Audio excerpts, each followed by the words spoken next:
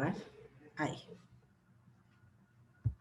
Ya, ahí estamos grabando. Entonces, chiquillos, voy a compartir una pantalla. Por favor, quiero que pongan harta atención en lo que vamos a ver ahora. ¿Ya? ¿Por qué? Porque es un poco enredado, pero si ustedes le agarran bien el hilo, lo van a poder entender. Este es un ejercicio tipo de costo inicial de unidades producidas. ¿Ya? Aquí estamos hablando de una empresa, una fábrica, una empresa productiva. Entonces, si ustedes leyeron la NIC 2, se podrán haber dado cuenta de que efectivamente también la NIC 2 nos habla respecto a la determinación del costo en el caso de este tipo de empresas. ¿Ya? Entonces, ¿qué nos dice? Dice que el costo de la producción comprenderán aquellos costos que están directamente relacionados con las unidades producidas, tales como la mano de obra directa, la depreciación y mantenimiento de los edificios y equipos de la fábrica, así como el costo de gestión y administración de la planta, los materiales y la mano de obra también indirecta. Entonces, si aquí quisiéramos determinar nuestro costo de la producción, tendríamos las materias primas y otras materias consumibles. Le sumamos a eso los costos de los factores de producir directamente, que sean directamente imputables. Le sumamos la parte razonable imputable de los costos indirectos y le sumamos también los gastos financieros. ¿Cuándo los gastos financieros? NIC 23, lo mismo que ya habíamos visto anteriormente, cuando tenemos, ¿no es cierto?, un préstamo que está directamente relacionado con la adquisición de una materia prima, por ejemplo, y hasta que las unidades queden listas para la venta. Y nos dice también, nos dice la NIC 23, y por eso aquí lo resalta igual, dice exclusivamente las existencias que necesiten un periodo de tiempo superior a un año. Y efectivamente eso también lo dice la NIC 23. Y después dice en el número 1, que es parte razonable imputable de los costos indirectos, dice incluido tanto los costos fijos como los variables, ¿verdad? Porque en el proceso productivo tenemos materia prima, mano de obra, pero también tenemos costos de producción que son costos fijos, costos variables, ¿verdad? Entonces, ¿qué más? Dice, no se incluirán en el costo de producción los siguientes costos: las cantidades anormales de desperdicio de materiales, mano de obra u otros costos de producción. O sea, aquí lo que está hablando es que no vamos a considerar como costo de la producción las ineficiencias. Ojo con eso. ¿Por qué?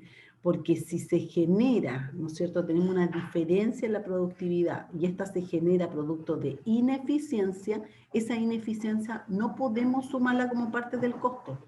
Va a ser un gasto para la empresa, pero no puede activarlo y llevarlo a formar parte del costo de la mercadería. ¿Me entienden? Sí la va a contabilizar, pero como gasto directamente. Después dice los costos de almacenamiento posterior, salvo que sean necesarios en el proceso de producción, los gastos de administración, costo de venta y costo de subactividad. Veamos un ejercicio para que esto quede más claro.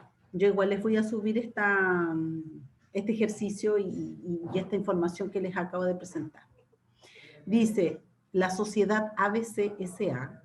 se dedica a la fabricación del producto C. Los costos y las unidades producidas durante el ejercicio 2017 fueron los siguientes. Consumo de materias primas, 450.000 pesos. Aquí estamos hablando en pesos. Mano de obra directa, 320.000 pesos. Costos indirectos de fabricación. Bueno, estos costos indirectos de fabricación tenemos por un lado los costos fijos, que son 90.000, y también costos variables, que son 35.000. La capacidad productiva de esta planta en unidades son 40.000 unidades, pero las unidades efectivamente producidas son 30.000. Determinar el costo unitario, registrar el costo de las unidades producidas del producto terminado C. Entonces, ojo también con esto, porque una cosa es la capacidad productiva y otra son las unidades producidas. Entonces, ¿qué pasa aquí? Que tenemos esta diferencia entre 40.000 y 30.000, en base a lo que recién conversamos.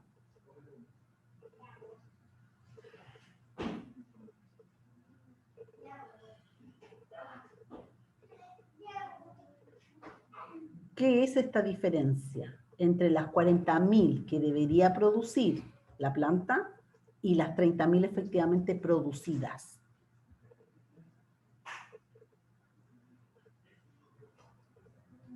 ¿A quién se le ocurre? Profe, ¿eso puede ser algún error que se haya producido o algo que haya hecho que se perdieran esos 10.000 en el fondo? Claro, claro, una menor producción. Entonces, ese concepto lo podríamos asociar ¿a qué? Recién lo vimos. A ineficiencia, algo así. A ineficiencia, exactamente. Porque se puede generar, Benjamín, tal como dice el compañero Nicolás, porque falló una máquina, por ejemplo. O porque efectivamente, no sé, se trabajó menos, fueron más ineficientes. Entonces se generó esta diferencia entre la capacidad que tiene de producir y lo realmente generado o producido, ¿no es cierto? Que son 10.000 unidades, menos. Eso es súper importante porque es lo que después gatilla el desarrollo del ejercicio. Dice, para llegar al cálculo del costo de producción del producto C, se debe determinar el costo fijo por unidad producida, tomando en cuenta la capacidad productiva versus los costos fijos asociados a ella. Entonces, la capacidad productiva son 40.000 unidades, pero las producidas son 30.000. ¿Y cuántos son los costos fijos? Bueno, los costos fijos son 90.000. Lo vimos arriba, ¿verdad? Me voy a devolver. Aquí están los costos fijos, 90.000. Vamos a poner aquí en amarillito. Entonces, ¿qué es lo que tengo que hacer yo? Yo voy a tomar estos costos fijos 90.000 y los voy a dividir. Dividan, por favor, los 90.000 dividido de las 30.000. ¿Cuánto les da?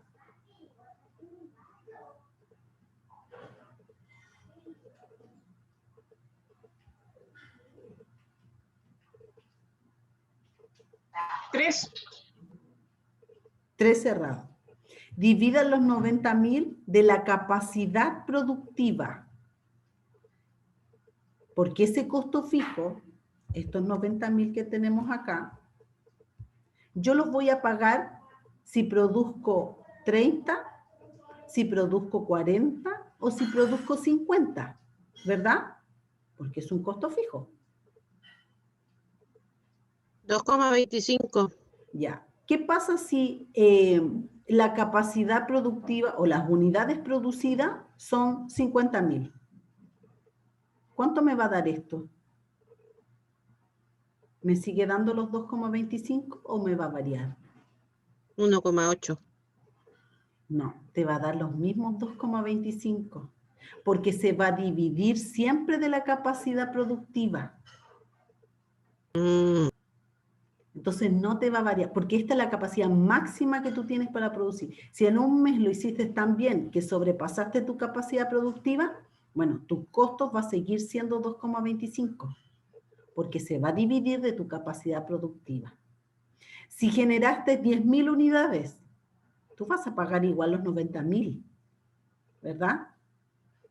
Porque el costo fijo es fijo. A quien te cobra, supongamos que este costo fijo sea un arriendo. El que te arrienda te va a cobrar menos porque tú generaste o produciste menos unidades.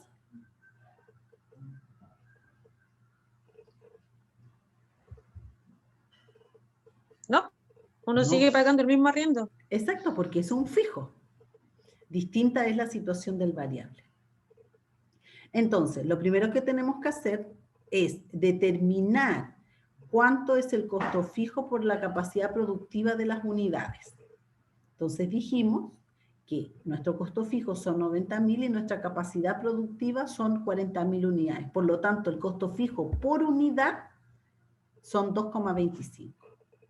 Entonces vamos a posteriormente sacar el costo unitario. Teníamos la materia prima consumida, que arriba nos dijeron 450.000. La mano de obra, 320.000. Y después tenemos los costos indirectos de fabricación. Entonces, ¿qué tenemos acá? Tenemos dos costos. El costo fijo y el costo variable. El costo variable, me voy a ir primero con el costo variable, son 35.000 pesos. Este costo variable se entiende que es el costo por las 30.000 unidades, porque el costo variable va en relación con la cantidad producida. Por lo tanto, estos 35.000 pesos deben ir completos, porque estos 35.000 que son variables están asociados a la producción. ¿Y cuánto fue la producción? 30.000. Por lo tanto, considero los 35.000. Pero el costo fijo, ya lo calculamos que es 2,25. Pero ¿cuánto de este costo fijo debo imputar al costo unitario? ¿Voy a imputar los 90.000? No por los 2,25 que corresponde por unidad. Exacto. ¿Por qué? Porque la diferencia entre los 30.000 y los 40.000 es el desperdicio. ¿Y qué nos decía arriba la norma? Aquí no se incluirán cantidades anormales de desperdicios de materia prima, de mano de obra u otros costos de producción, o sea, las ineficiencias. Entonces, tomando eso en consideración, yo no podría imputar los 90.000 como costo. Sí voy a pagar la diferencia entre 90.000 y 67.000, porque al final, si esto es un arriendo, yo tengo que pagarle igual al hombre los 90.000. Pero la diferencia es un gasto. Y lo que voy a poder imputar como costo es solamente los 2,25 por las 30.000 unidades que yo pude producir. Y eso me da 67.500. Si sumo mis costos indirectos, eso me dan 102.500, ¿verdad? 67.500 más 35.000 me dan 102.500. Entonces, ¿cómo va a estar conformado mi costo? Por la materia prima, por la mano de obra y por mis costos indirectos de fabricación. Estos tres valores me suman un costo de la producción de 872.500. Dividido de las 30.000 unidades, tengo un costo unitario de 29,083. Aquí estamos aplicando la NIC 2 en costos de producción. Dice, existen unos costos de subactividad, ya que la capacidad es de 40.000, sin embargo, solo se han producido 30.000. Luego de los costos fijos totales, una parte son imputables a esta subactividad, ¿ya? O a esta ineficiencia. ¿Cómo sería nuestro registro? ¿Se entiende esta parte antes de pasar al registro contable? ¿Alguien tiene alguna duda con esta parte? Sí, profe, yo me perdí Dale, de los costos fijos totales de los 90.000, no sé por qué quedó en 67.000. Ya.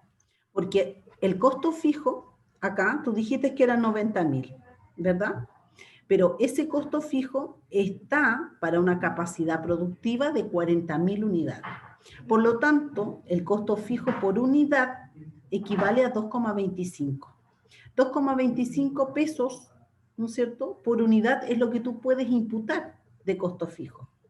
Ahora, ¿qué pasa acá? Que tú no estuviste a tu producción máxima, porque tu producción máxima son 40.000. Solamente fuiste capaz de producir 30.000 unidades. Por lo tanto, el costo fijo, estos 2,25, lo debes calcular solamente por las 30.000 unidades que fuiste capaz de generar, porque eso es lo que te permite la norma activar, independiente de que tú igual tienes que pagar los 90.000, pero la diferencia entre estos 67 y 90.000 van a ser un gasto. Supongamos si es arriendo, va a ser la diferencia, ¿no es cierto?, el arriendo, que tú lo vas a tener considerado como gasto. Pero lo que hicimos acá es calcular cuánto de este costo fijo es lo que yo puedo considerar como costo de mi materia prima, de mis productos terminados, calculando solamente estos 2,25, que es el costo que tengo, el costo fijo por unidad, pero considerando la máxima producción, por las cantidades, por las unidades efectivamente producidas. Entonces yo multiplico los 30.000, que es lo que se hizo, ¿no es cierto?, unidades producidas, por este 2,25 me da los 67.500. ¿Se entiende ahora, Alejandra? Sí, profe, gracias. Ya. Entonces llegamos a estos 29,083. ¿Cómo se contabiliza esto? Sencillo, ¿verdad? Porque tenemos por un lado nuestras existencias, ¿no es cierto? 872.500, que es lo que estamos capitalizando, es lo que estamos activando, no capitalizando, es lo que estamos activando como coste de las mercaderías. ¿Contra qué? Bueno, contra los materiales, contra remuneraciones, contra otros gastos indirectos de fabricación. Y estos, ¿no es cierto?, me suman los 872.500, porque dijimos que teníamos materia prima, que son los materiales, mano de obra, eso es remuneraciones, y los otros son costos indirectos de fabricación, que son los gastos indirectos. Entonces esos tres me suman, ¿no es cierto?, lo que yo estoy llevando como existencia. La existencia, recuerden ustedes, que es un activo corriente. También en el marco conceptual vimos los activos corrientes y los activos no corrientes. ¿Cuáles son los activos corrientes?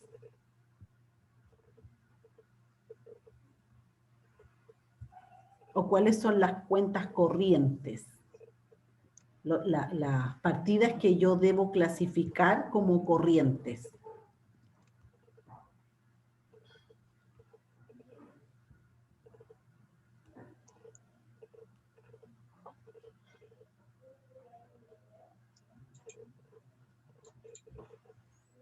Se los pregunto porque a veces ustedes se concentran solamente en el ejercicio, pero se olvidan de estas partes.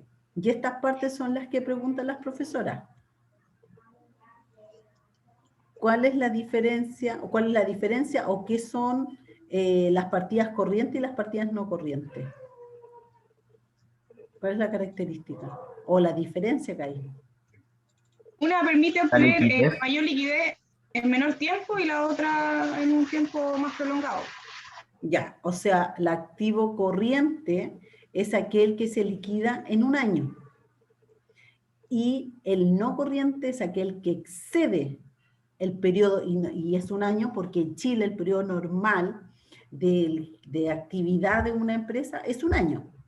Entonces, el corriente es aquel que se liquida en el año, dentro del tiempo normal de producción o de generación de beneficios de la compañía, y el que excede este año son los no corrientes. Si yo les digo un activo fijo, un PPE, propiedades, planta y equipo, ¿lo clasificarían en corriente o en no corriente? No corriente. No corriente. No corriente. Si yo les digo obligaciones con banco, pero estas obligaciones con banco consideran préstamos anuales, ¿eso sería corriente o no corriente? Corriente. Corriente, perfecto. Ya, entonces, tenemos esto y pudimos determinar, ¿no es cierto? Ya hicimos nuestro asiento. Después dice los costos asociados a la subproducción, correspondiente a la diferencia entre la capacidad productiva, no se agregan al costo de la producción terminada, en este caso las 30.000 unidades del producto C, pero sí se consideran como parte de los gastos administrativos de la empresa. Por lo tanto, teníamos 40.000 unidades menos las 30.000, o sea, tenemos todavía 10.000 unidades. ¿A cuánto dijimos que era el costo fijo por unidad? 2,25, es decir, tenemos todavía 22.500 pesos que hay que pagar, que es la diferencia, ¿no es cierto?, entre los 67.500 y los 90.000. Como yo les decía, si lo asociáramos a un arriendo, ustedes pagan el arriendo de 90, no le pueden pagar al caballero, al arrendador, perdón, 67.500. Es decir, no, es que este mes puede producir menos, entonces le pago menos. No, te vas a cobrar los 90. Entonces, eso es lo que nos está diciendo acá. Nos tenemos una diferencia de 22.500 pesos. Entonces, ¿cómo contabilizo eso? Aquí son puros supuestos, ¿ya? El tema es que estos 22.500 se va a tener que llevar contra una cuenta de resultados. Aquí se colocaron materiales, remuneraciones, otros gastos. Perfectamente podría ser otro concepto, uno solo, ¿ya? Pero se puso de esta manera para que ustedes lo puedan entender, pero no, el ejercicio no da ninguna información como para saber qué es en esta proporción estos montos, ¿ya? Lo importante es que ustedes entiendan que esa diferencia va a ir a una cuenta de gasto contra el pago, contra un efectivo equivalente, ¿ya? Entonces, lo mismo está diciendo acá abajo.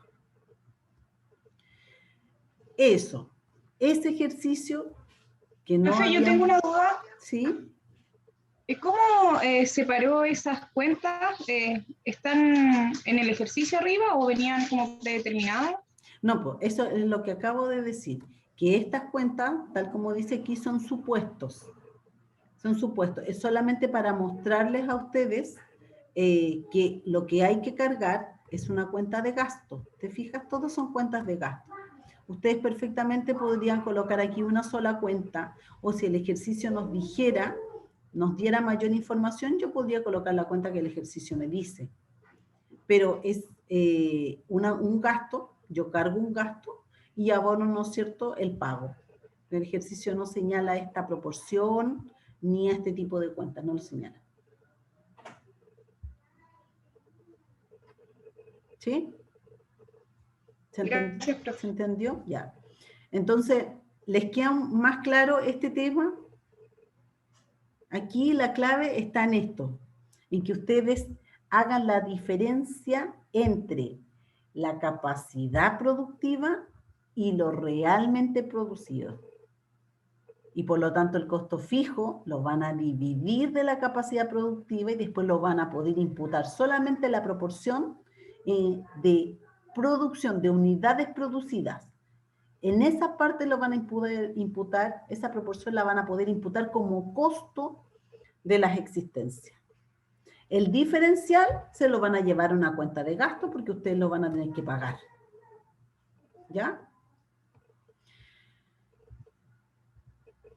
Este se los voy a subir. Profe, Dígame.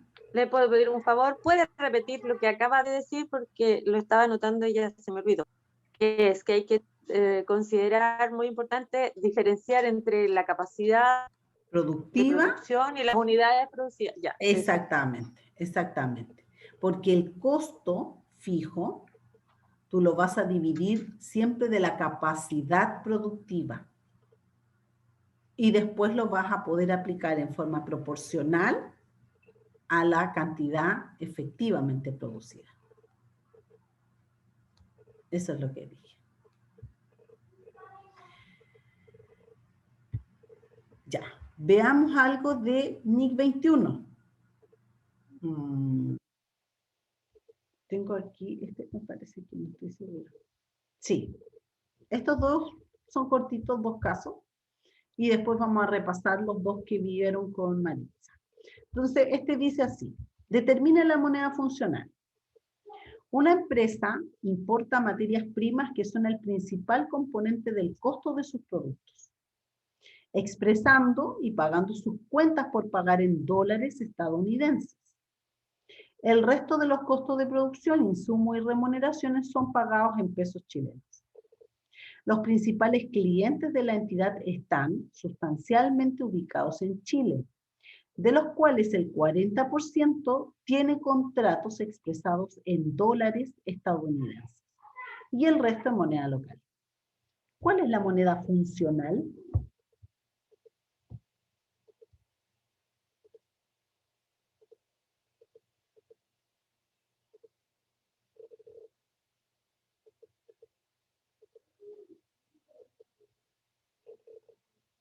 el peso chileno.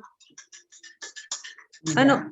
Sí, ¿Todos opinan sí, lo porque el mismo? 40% de los contratos nomás están en dólares estadounidenses, el resto está todo en moneda local. Y además el resto de los Dice que costos los de producción se principales pagan con clientes pesos están chilenos. en Chile. ¿Alguien piensa algo distinto? ¿O todos están de acuerdo?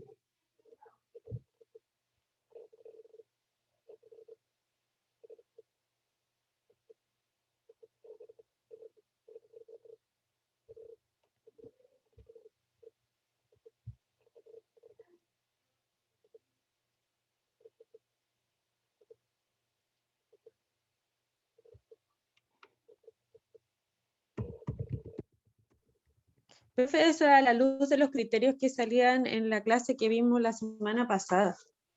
Ujú.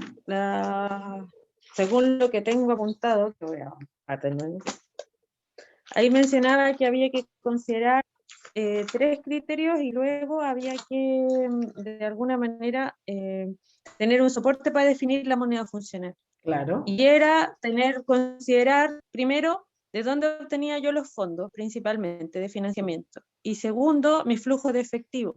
Y siempre iba a mandar de dónde viniera más la plata. O sea, yo podía tener, no sé, negocio en distintas partes del mundo, pero aquella en la que yo recibía más plata, o sea, donde comerciaba más o tenía mayor cantidad de transacciones, qué sé yo, esa era la que iba a determinar finalmente la moneda funcional que yo iba a usar. Ya, pero yo te digo, ¿Está bien? yo te digo, está bien porque hay un orden. Eso es lo que nos dice la NIC 21. Pero acá hay algo que ustedes no consideraron, se concentraron solamente en esto. Pero ¿qué pasa con esto? Esta parte que está acá. El principal, dice, una empresa importa materias primas que son el principal componente del costo de sus productos, expresando y pagando sus cuentas por pagar en dólares. Entonces, por un lado, compra el principal componente del costo, que es la materia prima, y la paga en dólares. Esa es una cosa. Adicionalmente, tiene contratos en dólares, que son el 40%. Entonces, acá hay 2 cosas que se están dando. No solamente una, 2. Tenemos una fuente de financiamiento y tenemos los contratos, el ingreso. Y vuelvo a preguntar, ¿cuál es la moneda funcional? El dólar. El dólar. No es el peso chileno. Ustedes se fueron de cabeza aquí, ¡pa! Esto. Pero se olvidaron de esta parte. Ojo mañana.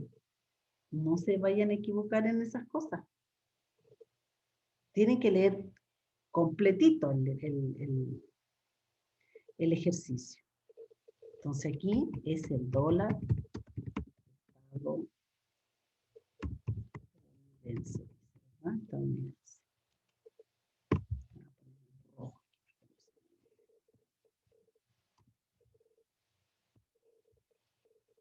¿Se entiende? Sí, profe. Después, el otro ejercicio dice, cambio de la moneda funcional. Una empresa definió el peso chileno como su moneda funcional hasta diciembre del 2008. A principios del 2009, el grupo al que pertenece dicha entidad sufrió una reorganización, lo que significó que los negocios traspasados a esta empresa estuvieran focalizados y afectados significativamente por el dólar estadounidense. Asumamos que una evaluación cuantitativa respalda esta definición. Entonces, ¿qué estamos viendo aquí? Estamos viendo un cambio en la moneda funcional. ¿Cuál era la moneda funcional? Hasta el 2008. El peso chileno, ¿verdad? Pero dice, en el 2009, el grupo al que pertenece sufrió una reorganización, lo que significó que los negocios traspasados a esta empresa estuvieran ahora focalizados y afectados significativamente por el dólar estadounidense. Entonces, ¿qué tenemos aquí? ¿Cuál va a ser la nueva moneda funcional? El dólar. Claro, aquí tenemos que hay un paso de peso chileno a el dólar norteamericano. Se pasa de CLP, ¿no es cierto?, de peso a dólar. Eso también pasa. Definimos cuál es la moneda funcional, pero también puede haber un cambio en la moneda funcional. ¿Cuándo se genera un cambio en la moneda funcional? Cuando hay cambios en el entorno económico significativos. Este es un cambio del entorno. Y por lo tanto me va a hacer cambiar mi moneda funcional. Acuérdense que la moneda funcional es la moneda predominante en el entorno económico. ¿Sí?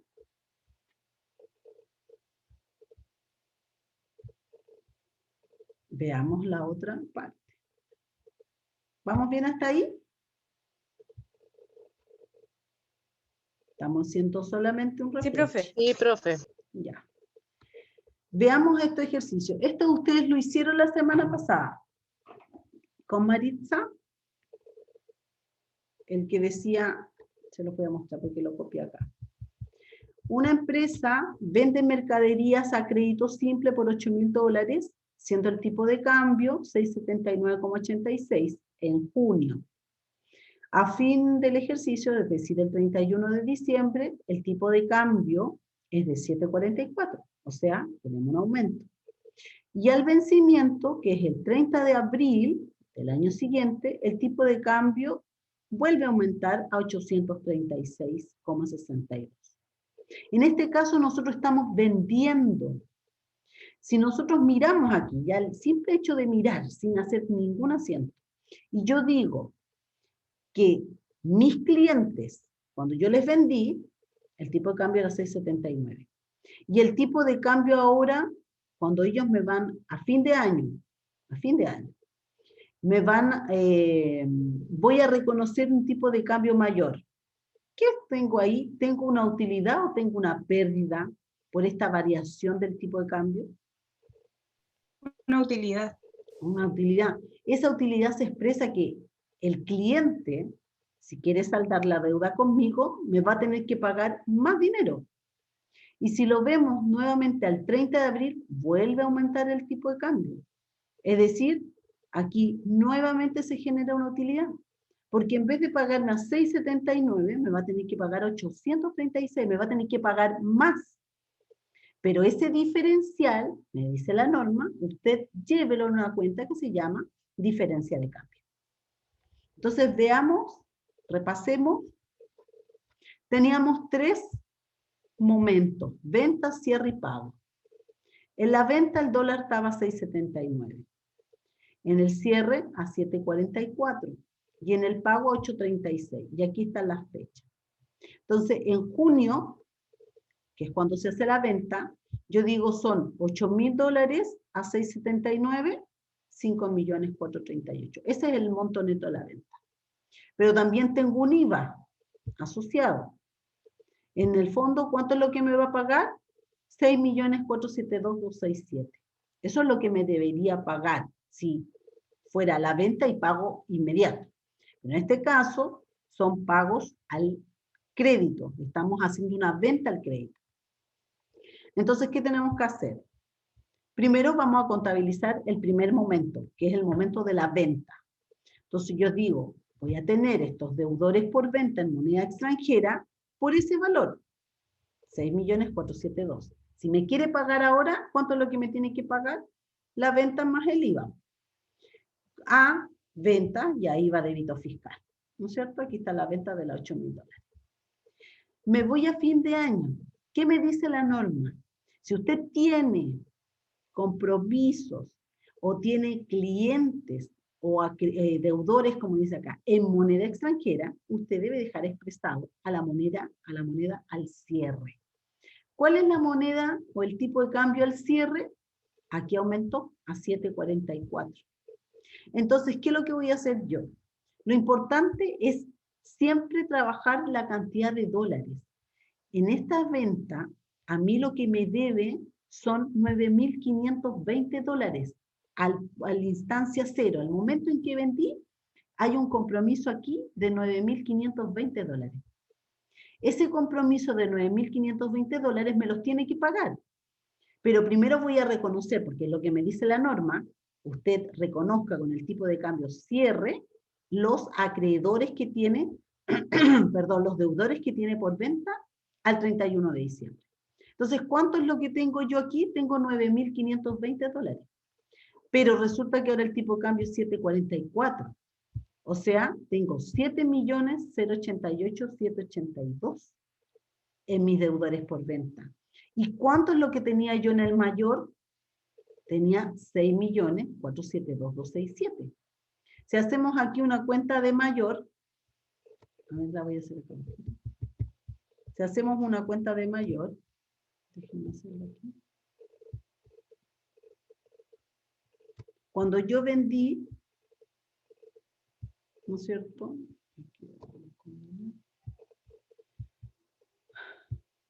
Cuando yo vendí, ¿cuánto es lo que tenían mis deudores por venta? El monto que tengo acá. ¿Cuánto es lo que tengo que tener? ¿Cuánto es lo que me van a pagar a mí mis deudores por venta? Si me pagaran al 31 de diciembre, ellos me van a pagar a 7.44. Es decir, me van a pagar 7.088.782. Y en mi contabilidad solo tengo 6.472. Entonces, ¿qué pasa con esa diferencia? Para mí es una ganancia. Mi deudor me va a tener que pagar más si quisiera liquidar al 31 de diciembre. Por eso es que yo hago este asiento y aumento el deudor por venta en 6.16. ¿Contra qué? Contra diferencia de cambio, porque eso es lo que me dice la norma.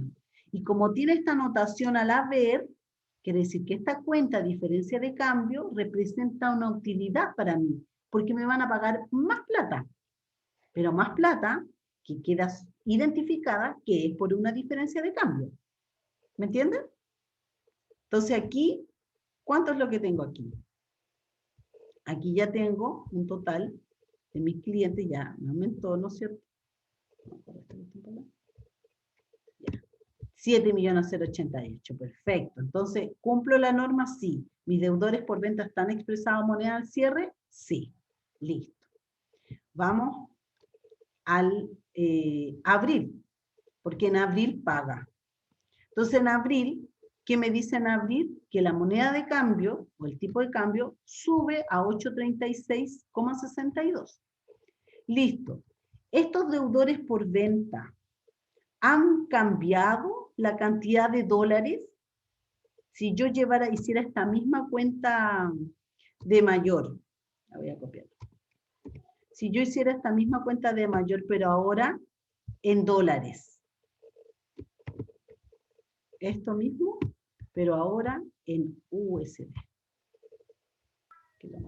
Según entiendo, profe, sí cambiaron, porque inicialmente era una cantidad de dólares que correspondía a los 6.472.000, ahora si eso se valoriza, nuevamente van a cambiar, va a haber otra cantidad de dólares.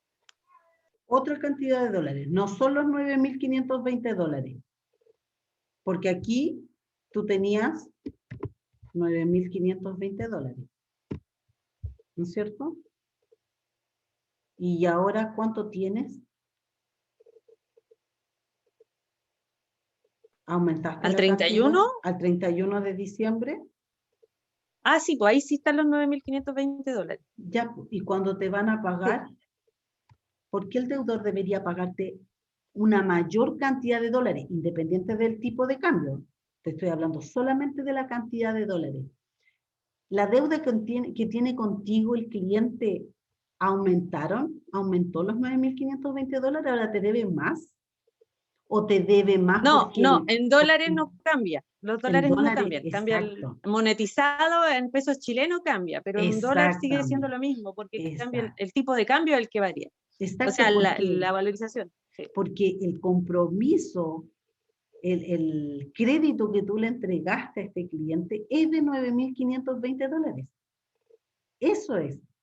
Ahora, que este tipo de cambio sea mayor o sea menor, y que al momento del pago le va a afectar a él, ¿no es cierto? Le puede perjudicar si el tipo de cambio sube, o también lo puede beneficiar si el tipo de cambio baja.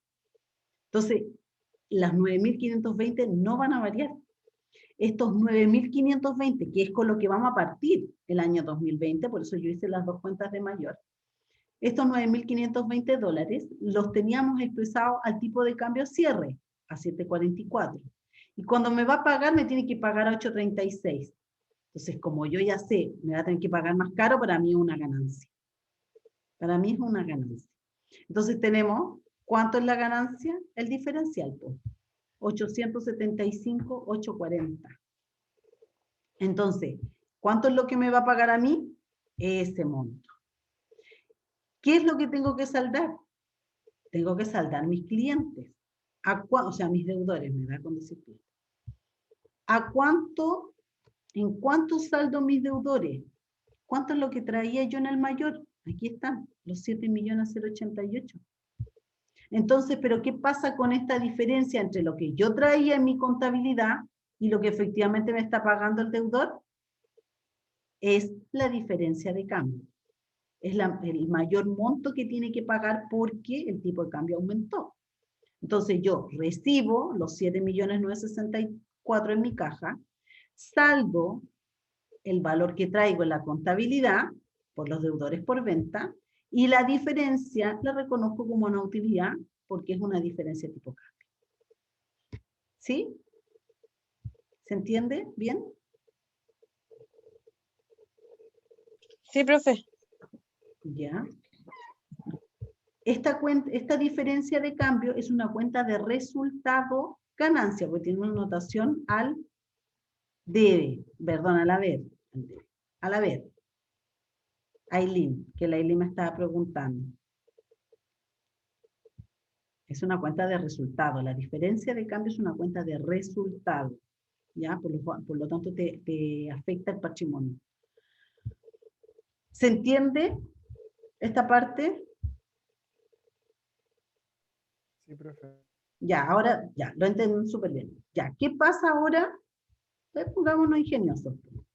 ¿Qué pasa ahora si este mismo pago, el tipo de cambio no es 8.36?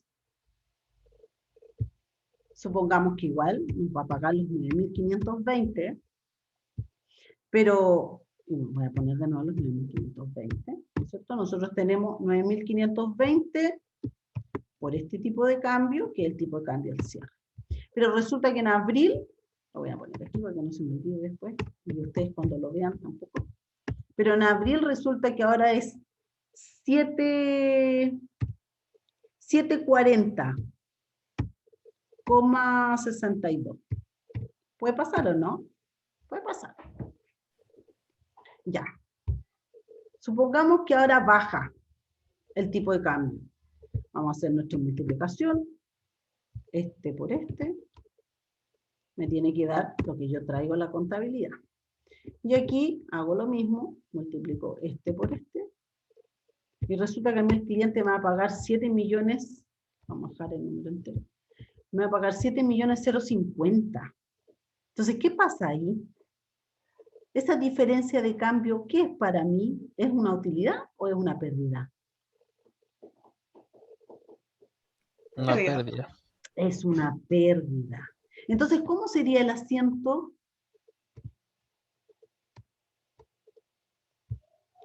¿Cómo sería el asiento, chiquillo?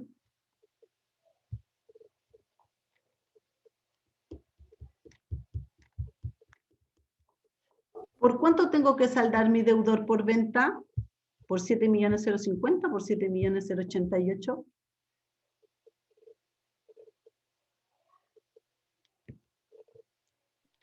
El 7.050.000. Por 7.050.000 tengo que saldar mi deudor por venta. Y si yo me voy a la cuenta mayor, ¿cuánto tengo en mi deudor por venta?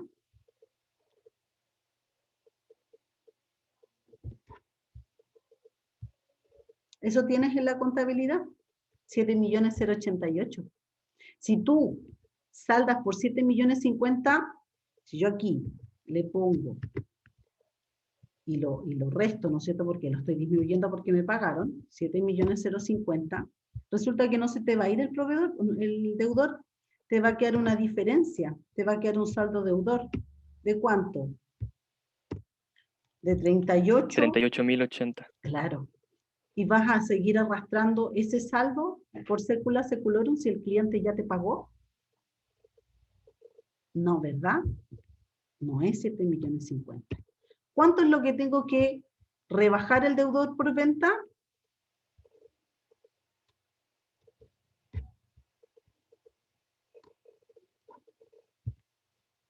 Ya, pues si me dijeron que se había entendido. Profe, la pregunta la puede hacer de nuevo porque está formulando el asiento, ¿cierto? Claro, este asiento.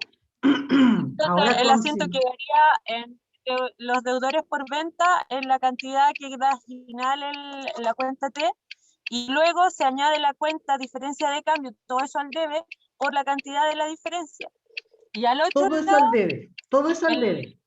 lo que va al debe, y lo otro, para el otro lado, la contraparte sumando los 7.088 con los 875. Ya, voy a ver si es que entendí bien. Tú me dices que acá voy a dejar los deudores por venta al debe.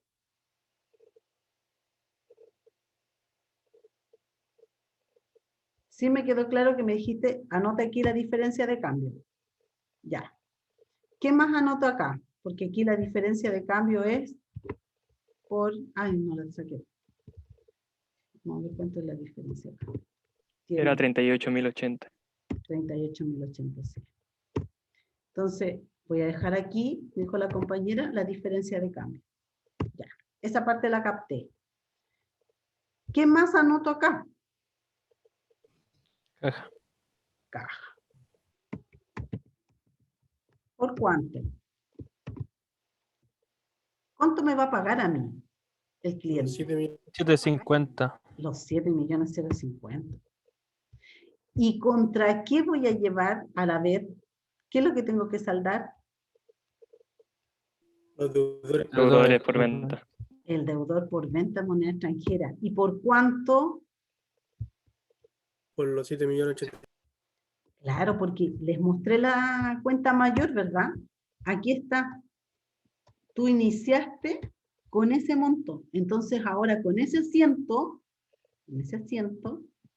yo, ¿qué va a pasar con estos deudores por venta? Aquí se metieron, se van. Ahora la diferencia es 0. No hay saldo. 0, 0. Entonces, ¿se fijan? Y aquí la diferencia de cambio, ¿qué está representando para la empresa? Una pérdida. Es una pérdida. Es una pérdida. Voy a tener una cuenta mayor en donde, quiero que ustedes me digan, ¿va a estar bien esto? Estoy haciendo preguntas porque realmente quiero saber si entienden o no. ¿Está bien esto que voy a hacer acá? Que yo voy a tener aquí la cuenta. ¿Dónde está aquí? Diferencia acá. Yo voy a tener aquí, con los movimientos de este ejercicio, voy a tener aquí, acá, por ejemplo, eso, y supongamos que esto no pasó, sino que pasó esto otro. ¿Y esto? Y yo voy a decir aquí que el saldo es que esta cuenta al 30 de abril, 31 de abril, tiene un saldo acreedor de 578.435. ¿Está bien eso?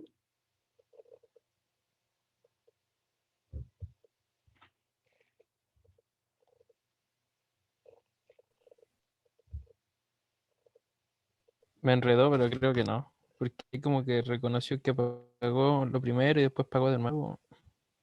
Claro, solamente me llevé los montos que aparecen en los asientos contables, porque tú tenías esto el 31, aquí se generó la cuenta, que fue en diciembre, entonces yo la anoté ahí, en el mayor. Y después al año siguiente, en abril, se genera al otro lado. ¿Me escuchan bien ahora? Que me salía conexión, que la conexión está media mala. ¿Me escuchan bien? ¿Quieren que repita?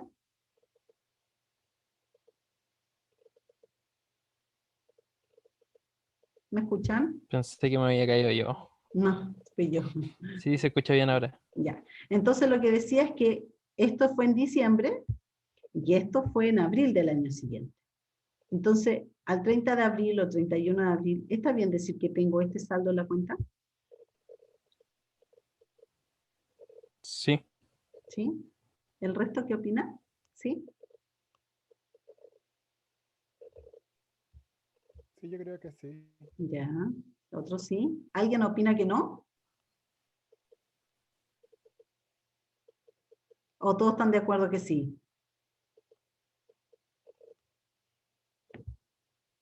A ver, veamos en el chat. No escuché lo que dijo.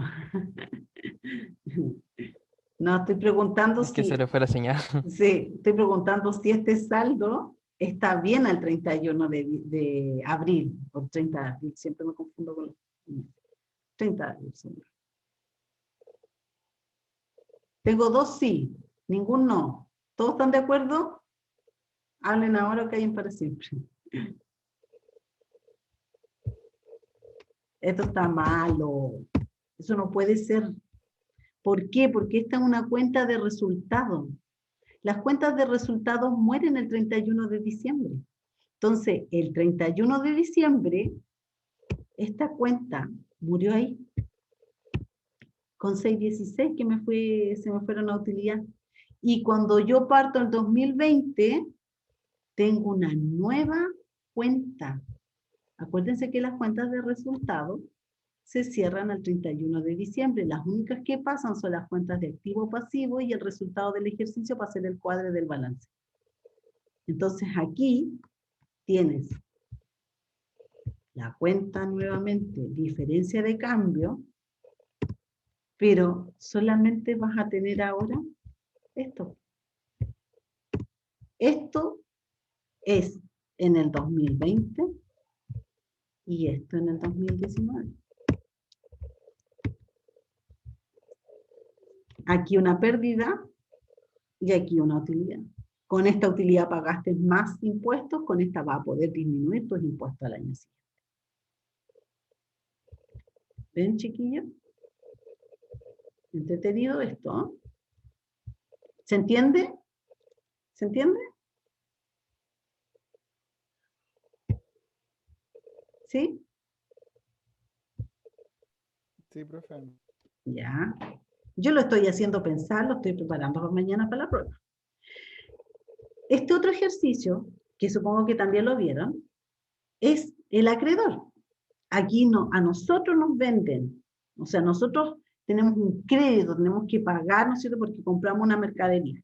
Entonces, en este ejercicio dice, una empresa cuya moneda funcional es el peso chileno, desde la India importa mercaderías que son telas de seda. Y contempla lo siguiente, la empresa tiene un saldo en acreedores en moneda extranjera de 56.916.000. O sea, ya te entregan esto, te entregan el mayor de 59, te entregan el valor que está ahí. 56.916. Y corresponden a rupias. ¿A cuántas rupias? A estas 474.300 rupias. Y el valor de esta rupia, de este saldo, son 120 pesos al 1 de julio. Este acreedor, este crédito que tienes, como en moneda extranjera, se pagará en 3 cuotas iguales, pagadas el 31 del mes de julio del 2019. La empresa paga con un cheque la primera cuota semestral el 31 de julio. El valor de la rupia, cuánto paga, es de 123. La siguiente se pagará en enero del 2020. Y al 31 de diciembre del 2019 la rupia tenía un valor de 118. Si nosotros vemos que tenemos un pago, un compromiso, una obligación, un pasivo, que está valorizada una rupia de 120, si cuando yo lo voy a pagar, el tipo de cambio, en este caso rupia, aumenta a 123, ¿qué es para mí? ¿Eso es una utilidad o es una pérdida? Ahora yo tengo que pagar, tengo un pasivo. Pérdida. Pérdida, porque tienes que pagar más plata, ¿verdad? Entonces veamos acá. Tengo el valor al 1 de julio, al 31 de julio, que es cuando pago, y al cierre. No me dan el valor de enero del 2020, pero lo podemos inventar si quieren. Después dice 120, 123, 118. Listo. Entonces, me dan el saldo y me dicen que lo voy a pagar en 3 cuotas. Simple, tomo este valor y lo divido de 3. O sea, cada pago yo tengo que pagar 18.972.000 pesos. ¿Sí? Voy a ver el primer pago que es el 31 de julio. Digo, perfecto, tengo que pagar estos 18.972.000 dividido por 120, es decir, tengo que pagar 158.100 rupias. Pero cuando lo voy a pagar, la rupia ya no está 120, está 123. Por lo tanto, en vez de 18 millones, tengo que pagar 19.446.300. Entonces, ¿cuánto es la diferencia? Y aquí es mera coincidencia que considera esos valores. Es una mera coincidencia estos valores. Entonces, aquí yo tengo que pagar al proveedor extranjero, tengo que pagarle 19.446.000. Pero en mi contabilidad yo tengo 18.972.000. Por lo tanto, la diferencia es una diferencia de cambio. Como estoy pagando, disminuyo mi pasivo, ¿verdad? En el valor contable, 18.972.000. Reconozco la pérdida porque estoy pagando más por 474 y finalmente saco del banco el monto total. Si yo le tengo que pagar 19.446.300, por ese monto tengo que hacer el cheque. ¿Cómo los desgloso esos 19.446.300? Disminuyo mi cuenta acreedores por los 158.100 dólares y reconozco la diferencia entre lo que estoy pagando y lo que estoy disminuyendo efectivamente mi deuda, la diferencia como diferencia cambio, como una cuenta de resultado pérdida en este caso porque estoy pagando más. Después llegamos al cierre del año. ¿Y qué me dice? Dejé contabilizado moneda cierre. Entonces veo y digo, la moneda cierre son 118. Ya, pero ¿cuánto es lo que tengo todavía yo pendiente de pagar con este acreedor? Bueno, todavía tengo pendiente 316.200 rupias. Si lo veo en valores netos, ¿no es cierto? Tendría que ser los 56 menos los 18.972. ¿Ya? Entonces, ¿cuánto es lo que tengo el 31 de diciembre pendiente de pago? 316.200 rupias. ¿Cuál es el valor del tipo de cambio al cierre? Disminuyó. Entonces, ¿ahora debo más o debo menos? Menos. Menos, ¿no es cierto? Entonces, 316 por el tipo de cambio al cierre son 37.311.000. ¿Y cuánto es lo que yo debía? Bueno, yo debía esto menos lo que pagué. Si esos eran los dos valores que tenía.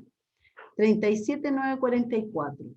Entonces, este menor valor, porque si ahora yo quisiera saldar mi cuenta con el proveedor, yo le tengo que pagar 37.311.000 y no 37.944.000. Por lo tanto, eso para mí, yo que tengo la obligación del pasivo, es una ganancia, porque le voy a pagar menos.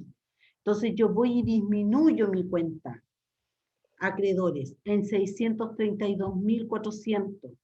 ¿Para qué? Para que me quede reflejado en el saldo que corresponde, que son los 37.311.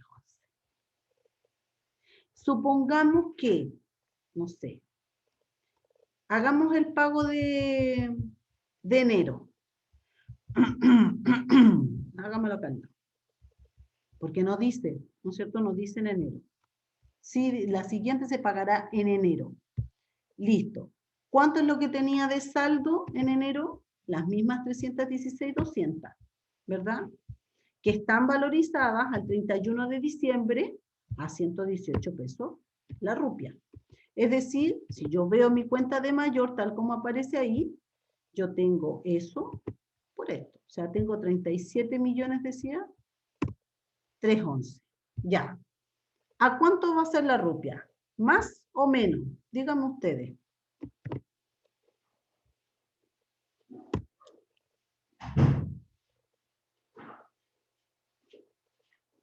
¿Quieren que baje más de los 118 o que aumente más de los 118? Díganme un valor.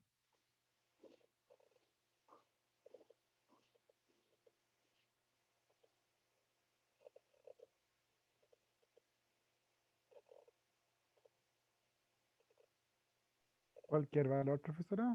Sí, pues, Ah, puede ser a 115. ya, a 115. Si el valor es 115, ¿yo qué voy a tener?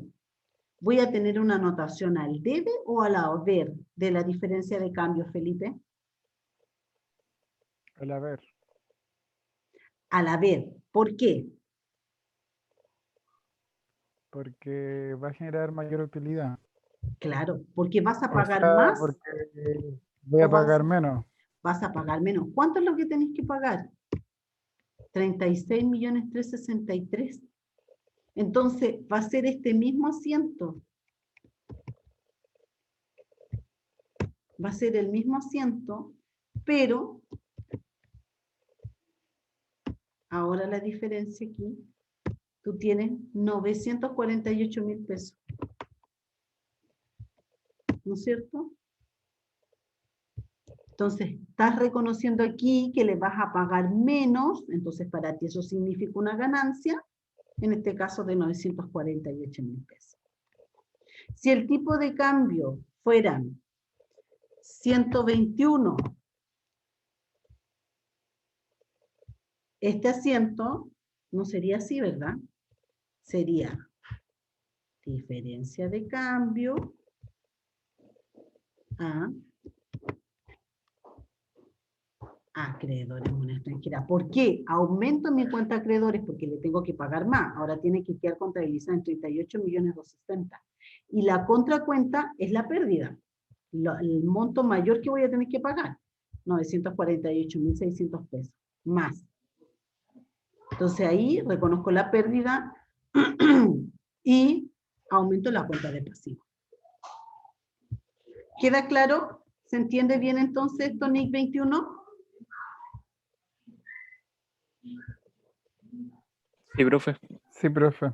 Ya, perfecto. Lo único que los pillé fue en el caso nomás anterior.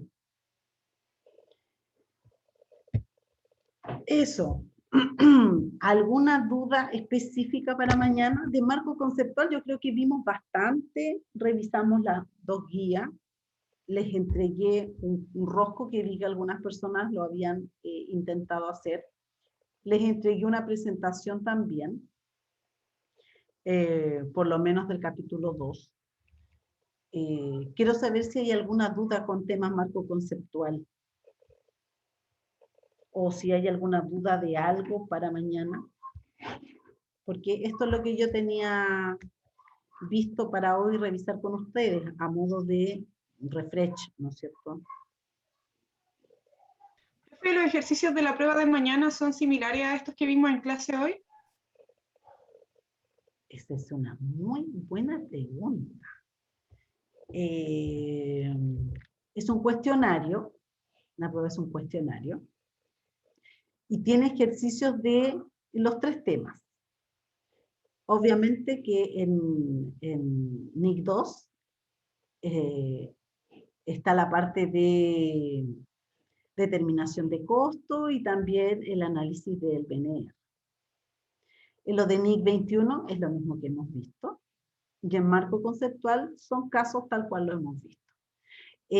No es solamente de lo que hemos visto hoy, sino que de todo lo que se ha visto, tanto con Maritza como conmigo en ejercicio.